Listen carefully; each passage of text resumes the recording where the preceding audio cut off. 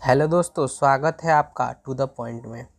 आज के इस वीडियो में हम लोग समझेंगे कि आज से जितना 2213 जो दरोगा एग्ज़ाम होने वाला है या फिर बीपीएससी का पीटी या बिहार एसएससी जो 1905 पोस्ट आने वाला है उस सब को ध्यान में रखते हुए इस सेट को बनाया गया है, जो प्रतिदिन आपको दिया जाएगा 30 सेट, जिसमें से 20 के आसपास जीके होगा और 5 जीएस और 5 करेंट अफेयर, और वो भी काफ़ी सेलेक्टेड क्वेश्चन रहेगा, काफ़ी शानदार रहेगा, एग्ज़ाम में आने की काफ़ी संभावना रहेगा।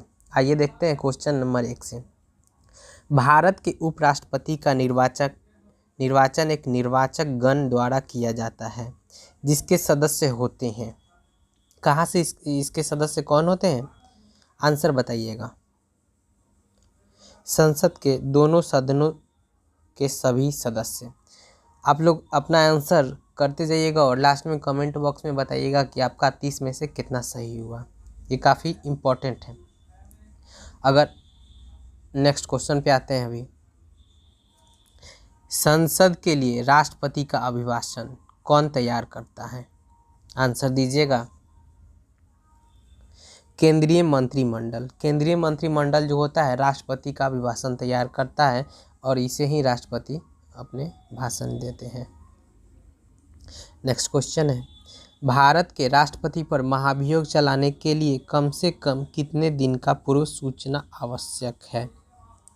तो राष्ट्रपति पर अगर हम महाभियोग लगाना चाहते हैं तो उनके लिए उनको पूर्व सूचना दिया जाता है 14 दिन पहले कि आप पे महाभियोग लगाया जाता है, आप लगाया जाने जा रहा है, आप इसे रोकिए। तो यही होता है, राष्ट्रपति पर महाभियोग लगाए जाने के लिए आप लोकसभा या राज्यसभा कहीं पे भी स्टार्ट किया जा सकता है। अगर वही कह देगा उपराष्ट्रपति पे, तो उपराष्ट्रपति पे केवल और केवल राज्यसभा में ही इन पे महाभियोग की प्रक्रिया प्रारंभ की जा सकती है, लोकसभा में नहीं की जा सकती। बढ़ते हैं नेक्स्ट क्वेश्चन की तरफ। क्वेश्चन नंबर 4 पे आते हैं। गिरफ्तार किए गए व्यक्ति के मौलिक अधिकार की रक्षा किस अनुच्छेद में वर्णन किया गया है? अनुच्छेद 22। अनुच्छेद 20 में क्या है? तो अनुच्छेद 20 में है कि एक व्यक्ति को अब किसी भी एक अपराध के लिए एक ही सज़ा दिया जाएगा, इससे अधिक सज़ा नहीं दिया जाएगा, और वह सज़ा जो है उस समय के बनाए गए कानून के अनुसार वो सज़ा दिया जाता है। अनुच्छेद 16 में क्या है? तो अनुच्छेद 16 में हो जाएगा कि किसी भी व्यक्ति को लिंग, जाति, धर्म इत्यादि के आधार पर रोजगार में भेदभाव नहीं किया जाएगा। साथ ही साथ SC ST का भी आरक्षण इसी अनुच्छेद में किया गया है। अनुच्छेद 21 में क्या है? तो अनुच्छेद 21 में प्राण और दैहिक स्वतंत्रता की चर्चा किया गया है। नेक्स्ट क्वेश्चन पे आते हैं। भारतीय संविधान सभा ने राष्ट्रीय ध्वज को सर्वप्रथम कब स्वीकार किया था? इसका आंसर हो जाएगा 22 जुलाई 1947 को। 22 जुलाई 1947 को भारतीय ध्वज तिरंगा को अपनाया गया था। बात करते हैं 26 जनवरी 1950 को क्या हुआ था? 26 जनवरी 1950 को हमारे संविधान को अंगीकृत, अधिनियमित और आत्मसमर्पित किया गया था, मतलब कि इसे पूरी तरीक़ा से अपनाया गया था। अगर वही क्वेश्चन आ जाएगा 24 जनवरी को क्या हुआ था, तो 24 जनवरी से हम लोग याद रखेंगे कि राष्ट्रीय गान और राष्ट्रीय गीत दोनों को अपनाया गया था। कुछ लोग जानते हैं कि राष्ट्रीय गान अलग और राष्ट्रीय गीत अलग दिन नहीं, राष्ट्रीय गान और राष्ट्रीय गीत दोनों 24 जनवरी 1950, राष्ट्रीय गान जन गण मन और राष्ट्रीय गीत वंदे मातरम को 24 जनवरी 1950 को अपनाया गया था। नेक्स्ट क्वेश्चन आते हैं। प्रखंड या ब्लॉक स्तर पर पंचायत समिति है एक, क्या है? प्रशासनिक प्राधिकरण। नेक्स्ट क्वेश्चन पे आते हैं। भारतीय संविधान के किस भाग में संघीय न्यायालय का उल्लेख किया गया है?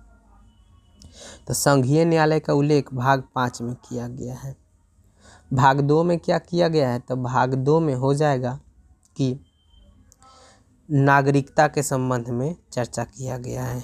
भाग 2 में नागरिकता। भाग 3 में क्या किया गया है? तो भाग 3 जो है मूल अधिकार, आर्टिकल 12 से लेकर के 35 तक। भाग 4 क्या है? तो नीति निर्देशक तत्व, अनुच्छेद 36 से लेकर के 51 तक के चर्चा किया गया है। आइए नेक्स्ट क्वेश्चन पे आते हैं। Question number 8। वित्तीय आपात प्रथम बार में कितने दिन के भीतर संसद के दोनों सदनों के सम्मुख रखा जाता है?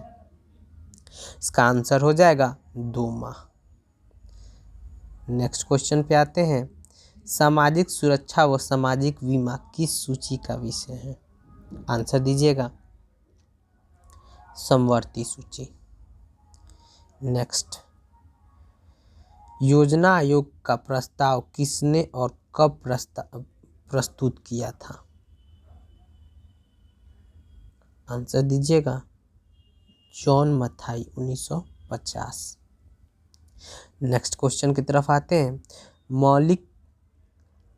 मौलिक अधिकारों में आर्थिक लिखा गया, मौलिक अधिकार होगा। मौलिक अधिकारों में संशोधन करने में कौन सक्षम है? आंसर दीजिएगा संसद। नेक्स्ट क्वेश्चन 12 नंबर पे आते हैं। वर्ष 1905 में सूचना का अधिकार किस परिपाटी में अग्रणी व्यक्ति कौन थे? तो सूचना के अधिकार ये भी डायरेक्ट क्वेश्चन यहाँ से भी आ जाता है। सूचना का अधिकार कब पारित किया गया था? 2005 में। ये बहुत बार क्वेश्चन रिपीट किया हुआ है, बहुत ही इम्पोर्टेंट क्वेश्चन, इसे आप बहुत अच्छा से दिमाग में बैठा लीजिएगा, इम्पोर्टेंट क्वेश्चन है ये, ठीक है। इसका आंसर हो जाएगा अरुणा राय। नेक्स्ट क्वेश्चन की ओर आते हैं। 13 नंबर, उत्तर पूर्वी राज्यों में दक्षिण सिरे में अंतिम स्थान पर स्थित ब्लू माउंटेन का क्षेत्र है? आंसर दीजिएगा मिजोरम। नेक्स्ट, दक्कन दर्रा किसके मध्य स्थित है? इसका आंसर हो जाएगा दक्षिणी और छोटा अंडमान के बीच है। यहाँ से एक और क्वेश्चन निकलता है, अंडमान और निकोबार के बीच कौन सा स्थित है? तो 10 डिग्री चैनल स्थित है अंडमान और निकोबार के बीच। नेक्स्ट क्वेश्चन पे आते हैं। हिमालय पर्वत श्रेणी की सर्वाधिक ऊंचाई पर स्थित दर्रा कौन सा है? माना दर्रा। माना दर्रा किस राज्य में है? तो ये हो जाएगा उत्तराखंड। बुर्जिला दर्रा किस राज्य में है? तो जम्मू कश्मीर में है। जोजिला दर्रा भी जम्मू कश्मीर में है। ये रोहतांग दर्रा है, तो रोहतांग दर्रा हो जाएगा आपका हिमाचल प्रदेश में है। सारा दर्रा भी याद रखिएगा, ये भी क्वेश्चन डायरेक्ट पूछे जाते हैं एग्जाम में। नेक्स्ट क्वेश्चन पे आते हैं। 16 नंबर, मैंग्रोव किसे कहा जाता है? इसका आंसर हो जाएगा लवण कच्छ का प्राकृतिक वन। नेक्स्ट क्वेश्चन पे आते हैं। मिकिर पहाड़ी किस राज्य में स्थित है? इसका आंसर हो जाएगा असम। नेक्स्ट क्वेश्चन, आप ये भी ध्यान रखिएगा कौन सी पहाड़ी कहाँ से आते हैं, या फिर पहाड़ का पूरब से पश्चिम की ओर का क्रम दे देता है समझाने के लिए कि धौलागिरी, नंदा देवी, नामचा वर्मा, बहुत सारे पर्वतों का नाम दे देगा और बोलेगा लाइन से नंबर से समझाइए, इसे सजाइए, तो उसे भी आप अच्छे से याद कर लेंगे। निम्नलिखित पर्वत शिखर में से कौन सा एक भारत में अवस्थित नहीं है? खासकर आजकल एग्जामों में मैप या ज्योग्राफी से मैप से रिलेटेड क्वेश्चन पूछ रहा है। ज्योग्राफी के जो मैप से जोड़ दे रहा है, उसे आप मैप से जोड़कर याद कीजिएगा तो आपको बहुत दिन तक दिमाग में फिक्स रहेगा। तो इसका आंसर है गोसाई धाम। गोसाई थान जो है नेपाल में स्थित है। बाकी ये तीनों पर्वत इंडिया में स्थित है। नेक्स्ट क्वेश्चन पे आते हैं। क्वेश्चन नंबर 19, मानस नदी किसकी सहायक नदी है? इसका आंसर दीजिएगा। आप लोग अपना आंसर ज़रूर कमेंट बॉक्स में बताइएगा कि मेरा 30 में से कितना मार्क्स आया, ठीक है। इसका आंसर हो जाएगा इनमें से कोई नहीं। इसका आंसर होगा ब्रह्मपुत्रा। ब्रह्मपुत्रा जो नदी है इसकी सहायक नदी। मानस किसकी सहायक नदी है? तो ब्रह्मपुत्रा का। नेक्स्ट क्वेश्चन की ओर आते हैं। क्वेश्चन नंबर 20, निम्नलिखित देशों में से कौन सा देश स्थलरुद्ध देश नहीं है? ये भी बहुत ही इम्पोर्टेंट क्वेश्चन है। इसका आंसर हो जाएगा लाइबेरिया। अफगानिस्तान जो है स्थलरुद्ध देश है। लग्जमबर्ग जो है या लाओस है, तीनों स्थल रुद्र देश है। जो लाइबेरिया जो है ये जो स्थलरत देश नहीं है। नेक्स्ट जो है आपसे एक क्वेश्चन पूछते हैं, अब बताइएगा विश्व की सबसे बड़ा स्थलरत देश कौन सा है। आपका ऑप्शन हो जाएगा कजाकिस्तान और मंगोलिया। दो में से आप आंसर चूज कीजिएगा कि आपका आंसर क्या है और कमेंट बॉक्स में ज़रूर बताइएगा। कजाकिस्तान और मंगोलिया, दोनों में से आपको आंसर चूज करना है कि कजाकिस्तान होगा या मंगोलिया। नेक्स्ट क्वेश्चन में आते हैं। इस क्वेश्चन में 20 क्वेश्चन आपको रखा गया था जीके और जीएस से, और नेक्स्ट जो है 5 क्वेश्चन आपको रहेगा जीएस। 20 क्वेश्चन जीके से, 5 क्वेश्चन जीएस से, और 5 क्वेश्चन जो रहेगा आपका करेंट अफेयर से रहेगा, जो काफ़ी इंपॉर्टेंट और लेटेस्ट रहेगा। 20 और 21 का करेंट अफेयर जो आपको एग्ज़ाम में पूछने का ज़्यादा से ज़्यादा संभावना है, उसे ही कलेक्ट करके यहाँ पे आपके सामने प्रस्तुत किया जाता है। इसका आंसर हो जाएगा एसिटिलीन से। नेक्स्ट क्वेश्चन, ताप के केल्विन स्केल में जल का क्वथनांक है 373 डिग्री 373 केल्विन। आप अपना आंसर ज़रूर बताइएगा कमेंट में।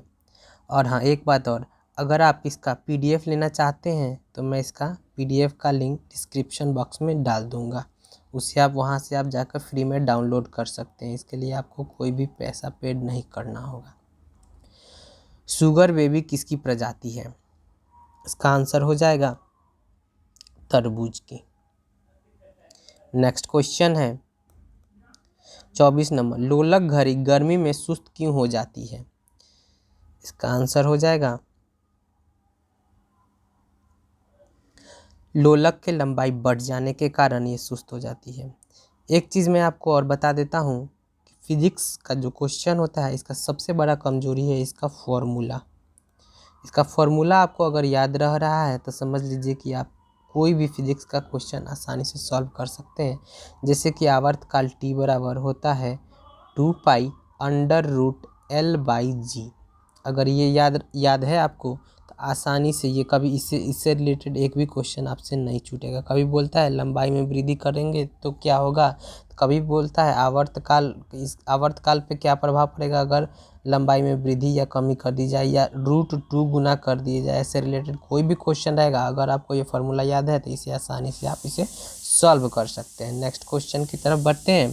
क्वेश्चन नंबर 25, यदि किसी साबुन के बुलबुले को आवेशित किया जाए तो इसका आकार क्या होगा। आंसर दीजिएगा। कम हो जाएगा, बढ़ेगा, अपवर्तित रहेगा, पहले बढ़ेगा या फिर घटेगा। इसका आंसर होगा बढ़ता है। आइए अब करेंट अफेयर की बारी आती है। 5 इम्पोर्टेंट एंड सबसे टॉप करेंट अफेयर आपके लिए सेलेक्ट किया गया है, इसे आप ध्यान से देखिएगा। साउथ सिनेमा के किस दिग्गज अभिनेता को 51वें दादा साहेब फाल्के पुरस्कार से सम्मानित किए जाने की घोषणा की गई है, अभी दिया नहीं गया है। इसका आंसर हो जाएगा रजनीकांत। नेक्स्ट क्वेश्चन की तरफ बढ़ते हैं। क्वेश्चन नंबर 27, हाल ही में किस देश के माउंट मेरापी ज्वालामुखी में विस्फोट हुआ है। इसका आंसर हो जाएगा इंडोनेशिया। देखिए, ज्वालामुखी से रिलेटेड कोई भी अगर क्वेश्चन आता है, अगर आपको ध्यान नहीं आता है तो आप इंडोनेशिया को आंसर कर सकते हैं, क्योंकि इंडोनेशिया में बहुत सारे ज्वालामुखी हैं। और अगर नहीं याद है तो ये लास्ट ऑप्शन है, नहीं तो याद है तो आप उसे अच्छा से चूज कर सकते हैं। क्वेश्चन नंबर 28, अंतर्राष्ट्रीय बौद्धिक संपदा सूचकांक में भारत का निम्न में से कौन सा स्थान रहा है। इसका आंसर हो जाएगा 40वां। नेक्स्ट क्वेश्चन की तरफ आते हैं। फिल्म फेयर अवार्ड 2021 में किसे बेस्ट अभिनेता के अवार्ड दिया गया है। बेस्ट अभिनेता का अवार्ड दिया गया है, आंसर बताइएगा। इसका आंसर हो जाएगा इरफान खान। इरफान खान को बेस्ट अभिनेता का अवार्ड दिया गया है फिल्म फेयर अवार्ड 2021। नेक्स्ट, और ये हमारा इस वीडियो का अंतिम क्वेश्चन होगा।